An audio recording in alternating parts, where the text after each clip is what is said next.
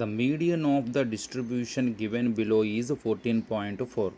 Find the values of x and y if the sum of the frequency is 20. So ఈ frequency డిస్ట్రిబ్యూషన్కి median వాడు కట్టేశాడు. Median ఎంత ఇచ్చాడు? 14.4 అని ఇవ్వడం జరిగింది. ఫ్రీక్వెన్సీలో రెండు ఫ్రీక్వెన్సీస్ తీసేశాడు, మిస్సింగ్ ఫ్రీక్వెన్సీస్ అనమాట. వాటి బదులు ఎక్స్ వై కనుక్కోమంటున్నాడు. సో వాటి బదులు ఎక్స్ వై ఇచ్చాడు. ఆ ప్లేస్లో ఏవే వాల్యూస్ ఉండాలో మనం ఫైండ్ అవుట్ చేయాలి. Find the values of X and Y. So రెండు అన్నోన్ థింగ్స్ ఉన్నాయి కాబట్టి, రెండు మిస్సింగ్ ఫ్రీక్వెన్సీలు కనుక్కోవాలి కాబట్టి మనకి రెండు హింట్స్ ఇవ్వాలి కంపల్సరీ ప్రాబ్లంలో. అదే కనుక ఒక సింగిల్ మిస్సింగ్ ఫ్రీక్వెన్సీ ఉంటే ఒక హింట్ ఇచ్చేవాడు. ఇక్కడ రెండు అన్నోన్ థింగ్స్ ఉన్నాయి, మనం రెండు కనుక్కోవాలంటే we should get two hints in the form of conditions. అందులో ఫస్ట్ హింట్ ఆల్రెడీ చెప్పాను నేను, మీడియన్ ఈజ్ ఈక్వల్ టు 14.4. ఇంకోటి ఇచ్చాడు చూడండి, సమ్ ఆఫ్ ద ఫ్రీక్వెన్సీ, అంటే ఈ టోటల్ ఫ్రీక్వెన్సీ మొత్తం యాడ్ చేస్తే 20 వస్తుందంట.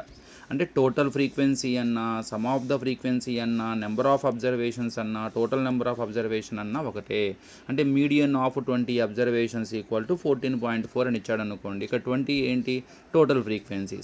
సో రెండు హింట్స్, ఒకటి మీడియన్ కట్టేశాడు 14.4, total frequency 20. By using these two hints how to find out the value of x comma y చూద్దాం.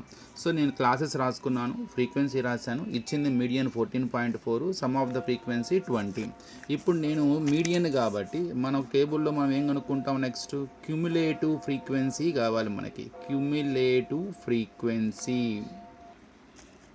సో క్యుములేటివ్ ఫ్రీక్వెన్సీ ఎలా కట్టాలి? మొదటి frequency progressive edition of frequencies. మొదటి ఫ్రీక్వెన్సీని యాజ్ ఇట్ ఈస్గా వేసుకోవాలి, అదే క్యుములేటివ్ ఫ్రీక్వెన్సీ. దాని తర్వాత ఫ్రీక్వెన్సీతో యాడ్ చేసి ఇక్కడ వేయాలి. 4కి ఎక్స్ యాడ్ చేయాలి. 4 ప్లస్ ఎక్స్. 4 ప్లస్ ఎక్స్ అంటే 4 plus x. 4 number X letter add చేయలేం, అలా రాయటమే. 4 plus x plus 5 numbers add చేయండి. 4 ప్లస్ 5 9, 9 ప్లస్ ఎక్స్ అవుతుంది. ఇప్పుడు 9 ప్లస్ ఎక్స్కి వై యాడ్ చేయాలి. 9 ప్లస్ ఎక్స్ ప్లస్ వై. ఇప్పుడు 9 ప్లస్ ఎక్స్ ప్లస్ వైకి 1 యాడ్ చేయాలి. 9 ప్లస్ 1 ఎంత? 10. So 10 plus x plus y, ఇది cumulative frequency. So 4 as it is, 4 plus x, 4 plus x 5, 9 plus x, 9 plus x y, 9 plus x plus y, 9 plus x plus y plus 1, 10 plus x plus why.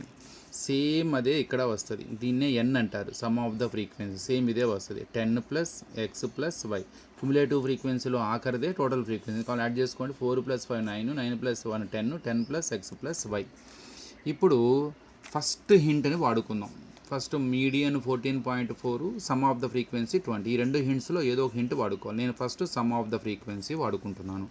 So given first condition, sum of frequency is equal to ఎంత ఇచ్చాడు? 20. మనకి table ప్రకారం some of the ఫ్రీక్వెన్సీలు మొత్తం add చేస్తే ఎంత వచ్చింది? 10 plus x plus y. అది ప్రాబ్లం ప్రకారం దేనికి ఈక్వల్ అవ్వాలి? 20. ఈక్వల్ చేద్దాం. 10 plus x plus why is equal to 20. ఇక్కడ నెంబర్ ఉంది కాబట్టి ఈ నెంబర్ను కూడా పంపించేద్దాం. X plus why is equal to plus 10 యువతలకు వస్తే minus 20 minus 10. So x plus why is equal to 20 minus 10 ఎంత? 10. సో ఎక్స్ రాలేదు, వై రాలేదు, ఒక ఈక్వేషన్ వచ్చింది, X plus why is equal to 10. ఇక నెక్స్ట్ మీడియన్ తీసుకుందాం. మీడియన్ అనే హింట్ పడదాం. మీడియన్ 14.4. ఇంతకు మనకు ఒక బాక్స్ కావాలి, మీడియన్ క్లాస్ కావాలి. ఈ క్లాసుల్లో ఏది మీడియన్ క్లాస్ అవుతుంది అని.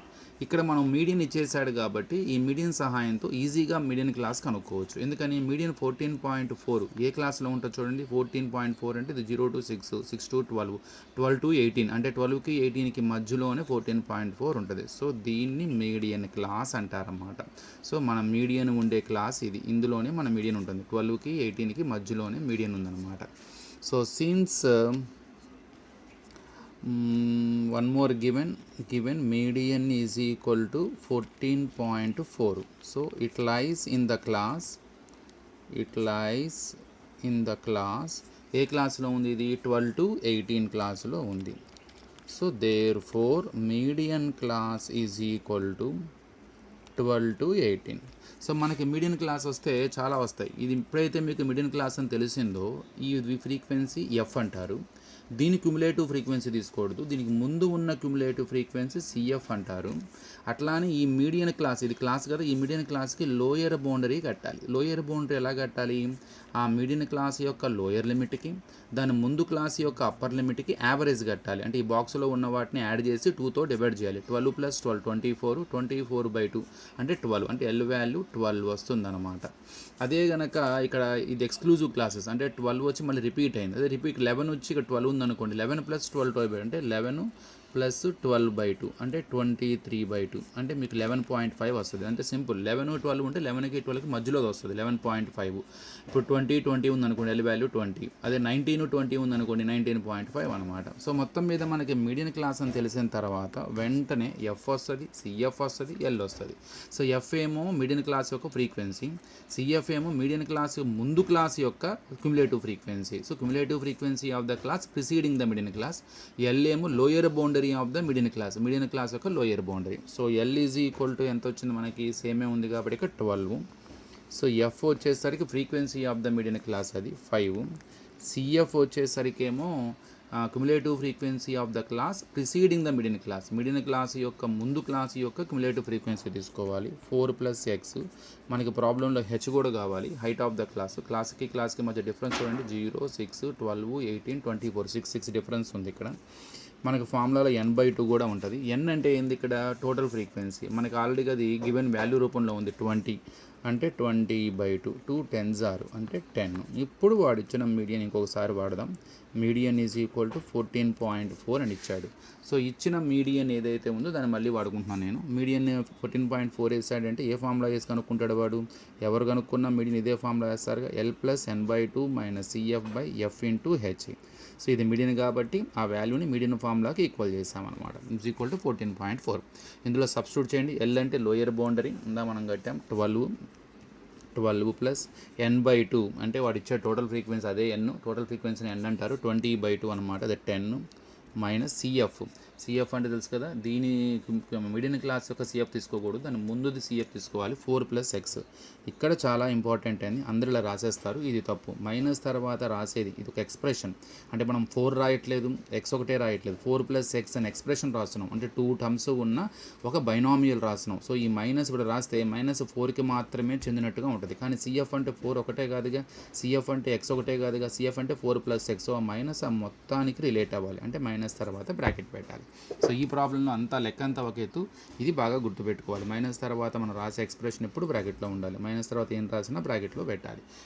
ఎఫ్ అంటే ఫ్రీక్వెన్సీ ఆఫ్ ద క్లాస్, అంటే 5 × హెచ్ వాల్యూ అంటే క్లాస్కి మధ్య ఉన్న డిఫరెన్స్. ఇలా వర్టికల్గా చూడండి, 6 పెరుగుతుంది, ×6 ఈజ్ ఈక్వల్ టు 14.4. సో ఇక్కడ CF రాసేటప్పుడు CF అనేది 4 + x కాబట్టి ఒక బైనామియల్ కాబట్టి మైనస్ తర్వాత రాదు, బ్రాకెట్లో పెట్టుకోవాలని విషయం గుర్తుపెట్టుకోండి. ఈ +12 అవతల పంపించేసేయండి, ఫస్ట్ మైనస్ అవుతుంది, ఇక్కడ ఏముంటుంది ఇక్కడ 10.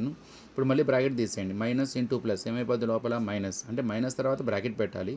ఆ తర్వాత స్టెప్లో ఆ బ్రాకెట్ తీసేయాలి. ఎలా తీసేయాలి, లోపల సింబల్ మారుస్తూ తీసేయాలి. ఎందుకని మైనస్ × ప్లస్ మైనస్ చేంజ్ అవుతుంది, -4. ఈ లోపల ప్లస్ కాస్త మైనస్ అవుతుంది, /5 × 6 ఈజ్ ఈక్వల్ టు 14.4. ఈ +12 యువతలోకి వస్తే -12.